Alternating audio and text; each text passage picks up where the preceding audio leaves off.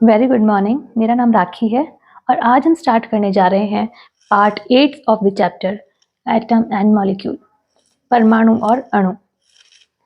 आज का हमारा टॉपिक है आयन्स। आयन आयन किसे कहते हैं? नेचर में, प्रकृति में अभी तक हमने अणु और परमाणु दोनों पढ़े हैं। अब हम आयन पढ़ रहे हैं। जब हमने परमाणु पढ़े, अणु पढ़े, तो हमने उस पर कोई आवेश की बात ही नहीं की, क्योंकि प्रकृति में परमाणु निरावेशित है, उस पर कोई आवेश नहीं है। जितना परमाणु में जितना पॉजिटिव है उतना के उतना नेगेटिव है। जब पॉजिटिव और नेगेटिव की मात्रा इक्वल है तो वो परमाणु न्यूट्रल है। तो उस न्यूट्रल परमाणु में आवेश कैसे आ जाता है, तो आज हम पढ़ेंगे आयन। ठीक है बच्चों, स्टार्ट करते हैं। आयन किसे कहते हैं? जब परमाणु या अणु, अणु बोले या परमाणुओं का समूह, एक ही बात है। जब परमाणु या परमाणुओं का समूह अथवा अणु इलेक्ट्रॉन को ग्रहण करते हैं या त्याग करते हैं। एक बार फिर से सुना है। जब परमाणु या अणु इलेक्ट्रॉन को ग्रहण करते हैं, इलेक्ट्रॉन को लेते हैं या त्याग करते हैं, या इलेक्ट्रॉन का त्याग करते हैं, तो वे आयनिक हो जाते हैं और आयन कहलाते हैं। आयन दो प्रकार के होते हैं, धनात्मक आयन कैटायन और ऋणात्मक आयन एनायन। धनात्मक आयन क्या है? अगर कोई परमाणु है, परमाणु के अंदर धनात्मकता कब आएगी? परमाणु में नेगेटिव और पॉजिटिव दोनों बराबर है। पॉजिटिव जो है परमाणु के केंद्र में है, नेगेटिव उस केंद्र के चारों ओर चक्कर काट रहा है। तो सब कुछ उस चारों ओर चक्कर काटने वाले इलेक्ट्रॉन पे ही निर्भर कर रहा है कि उस परमाणु को हमें नेगेटिव बनाना है या पॉजिटिव। अगर उस परमाणु में से जो इलेक्ट्रॉन पॉजिटिव के चारों ओर चक्कर काट रहे हैं, उसमें से कुछ इलेक्ट्रॉन्स या एक इलेक्ट्रॉन परमाणु को छोड़कर बाहर चला जाए, उस परमाणु की बाउंड्रीज से बाहर निकल जाए, तो उस परमाणु में नेगेटिविटी कम हो जाएगी।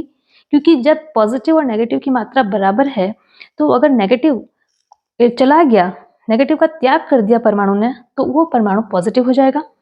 और यदि वह परमाणु बाहर से इलेक्ट्रॉन या किसी और परमाणु से इलेक्ट्रॉन लेकर अपने शेल में एंटर करवा दे, उसको ग्रहण कर ले, ठीक है, तो वो नेगेटिव हो जाएगा। एक तरीके से यदि कोई व्यक्ति है, वह किसी को पैसे उधार दे रहा है, वो दाता बन जाएगा। और अगर कोई व्यक्ति पैसे उधार ले रहा है तो वो ऋणी हो जाएगा। पैसे उधार लेने वाला ऋणी, ऋणात्मक, और पैसे देने वाला धनात्मक, धनी व्यक्ति। तो इस तरीके से हम याद कर सकते हैं। देखें, धनात्मक आयन इलेक्ट्रॉन को त्याग करके परमाणु धनावेशित हो जाते हैं, पॉजिटिव कैटायन कहलाते हैं। धातुएं, हमने अभी तक हमारे वैज्ञानिकों ने लगभग 118 तत्वों की खोज कर ली है, जिसमें से कुछ धातुएं हैं, कुछ अधातुएं हैं, कुछ मिश्र धातुएं हैं। तो जो धातुएं होती हैं, धातुएं इलेक्ट्रॉन का त्याग कर पॉजिटिव आयन बनाती हैं। धातुएं बड़ी धनी होती हैं, वो इलेक्ट्रॉन को त्याग करने की क्षमता रखती हैं। तो धातुएं इलेक्ट्रॉन त्याग कर पॉजिटिव आयन बनाती है, जैसे सोडियम, पोटेशियम, कैल्शियम। देखिए, सब पे चार्ज अलग है। सोडियम पे +1, पोटेशियम पे +1, कैल्शियम पे +2। +1 का मतलब 1 इलेक्ट्रॉन दे रहे हैं, +2 का मतलब 2 इलेक्ट्रॉन दे रहे हैं, +3 का मतलब वह परमाणु 3 इलेक्ट्रॉन्स दान कर रहा है। ठीक है, तो sodium +1, potassium +1, calcium +2, aluminium +3, silver +1, copper +1, magnesium +2, zinc +2। तो ये है धातुओं का गुण। उसके बाद आता है ऋणात्मक आयन, यानी एनायन, नेगेटिव। ऋणात्मक आयन कौन से होते हैं? इलेक्ट्रॉन को ग्रहण करके परमाणु ऋणावेशित हो जाते हैं। इलेक्ट्रॉनों को ग्रहण करके परमाणु ऋणावेशित हो जाते हैं। धातुओं ने इलेक्ट्रॉन त्याग करके पॉजिटिव बनाया, और अधातुएं इलेक्ट्रॉन ग्रहण करके नेगेटिव एनायन बनाती हैं। कौन सी? अधातुएं। धातुएं पॉजिटिव, अधातुएं नेगेटिव बनाती हैं। जैसे क्लोरीन का जो परमाणु है, वह इलेक्ट्रॉन को ग्रहण करके नेगेटिव बनाता है। एक इलेक्ट्रॉन ग्रहण करके वो क्लोराइड में कन्वर्ट होता है। Chloride, bromide, oxide. ऑक्सीजन का एक परमाणु 2 इलेक्ट्रॉनों को ग्रहण करके ऑक्सीजन -2 में कन्वर्ट होता है, oxide. Nitride N-3 hydride, hydrogen एक ऐसा परमाणु है जो इलेक्ट्रॉन देने की क्षमता भी रखता है और इलेक्ट्रॉन लेने की क्षमता भी रखता है। तो इसे H माइनस वाले को हाइड्राइड, फॉस्फाइड P-3 और ये हाइड्रोजन H+। ठीक है, अब आते हैं बहुपरमाणुक आयन। बहुपरमाणुक आयन मतलब बहुपरमाणुक यानी अणु, कोई अणु ही है जो इलेक्ट्रॉन को दे रहा है या ले रहा है और अपने ऊपर चार्ज ले रहा है, तो वो बहुपरमाणुक आयन। जब परमाणुओं का समूह आयनित हो जाता है और बहुपरमाणुक आयन का निर्माण करता है, जैसे NO3- नाइट्रेट, NO3-, इसमें एक माइनस है, ये पूरा अणु है, इसमें NO3- -1 एक है। Carbonate, nitrate, carbonate, sulphate, phosphate, hydrogen carbonate, hydrogen carbonate को बाइकार्बोनेट भी बोलते हैं, हाइड्रोक्साइड और अमोनिया NH4+। इसमें बहुपरमाणुक में सारे नेगेटिव हैं, अमोनिया को छोड़ के। अमोनिया NH4+ है, अमोनियम और बाकी सारे नेगेटिव हैं। ठीक है, इसमें एक सल्फाइट भी है, सल्फाइट नहीं लिखा है मैंने, सल्फाइट भी लिख देते हैं। सल्फाइट है SO3-2, ये है सल्फाइट। उसके बाद आते हैं आयनिक यौगिक आयन से बनते हैं। आयनिक यौगिक आयन से बनते हैं, जैसे सोडियम क्लोराइड, NaCl बताया मैंने। NaCl, NaCl में क्या है, Na सोडियम +1 Cl-1। ये देखिए, धातु में +1 होती है, धातु में प्लस का गुण रखती है और अधातु में माइनस का। एक प्लस और एक माइनस मिलके आयनिक यौगिक का निर्माण कर रहे हैं। तो NaCl जो साधारण नमक है उसमें Na+ में है और Cl जो क्लोरीन है वो क्लोराइड फॉर्म में माइनस में है। सरल यौगिकों के सूत्र, सरल यौगिकों के सूत्र भी हम देख लेते हैं। देखिए बच्चों, इससे पहले कि मैं आपको कुछ बता दूं, मैंने आपको बता दिया कि आयन क्या होते हैं, चार्ज कैसे लगता है, संयोजकता क्या होती है, वैलेंसी, किसी एक परमाणु के दूसरे परमाणुओं से जुड़ने की क्षमता, उसकी संयोजकता कहलाती है। ठीक है, कि एक परमाणु है कि वो दूसरे कितने अपने फ्रेंड्स बना सकता है।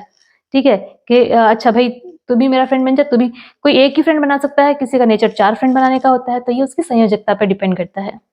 तो संयोजकता में देखा जाए तो, क्योंकि संयोजकता प्लस माइनस में नहीं होती, आयन जब देखते हैं आयन को हम नेगेटिव पॉजिटिव करते हैं, पर संयोजकता के किसी के संयोजन की क्षमता उसको हम प्लस माइनस में नहीं लिखते, वो केवल सिंपल में लिखा जाता है। जैसे हाइड्रोजन की संयोजकता हाइड्रोजन 1 है, सल्फर की संयोजकता 2 है। हमने सिंबल लिखे हैं, हाइड्रोजन सल्फाइड में हाइड्रोजन और सल्फर के सिंबल्स लिखे हैं और इसकी संयोजकता लिखी है। अब हमें इसका सूत्र, अणु सूत्र बनाना है, तो हमें इसे क्रॉस मल्टीप्लाई करना है। क्रॉस में जाएगा ये, जब ये क्रॉस में जाएगा तो ये हो जाएगा H के पास 2 जाएगा, सल्फर के पास 1 जाएगा, तो ये हो जाएगा H2S, ये हो जाएगा हाइड्रोजन सल्फाइड। अब हम कार्बन टेट्राक्लोराइड की बात कर रहे हैं। कार्बन टेट्राक्लोराइड में सिंबल्स हैं कार्बन और क्लोरीन।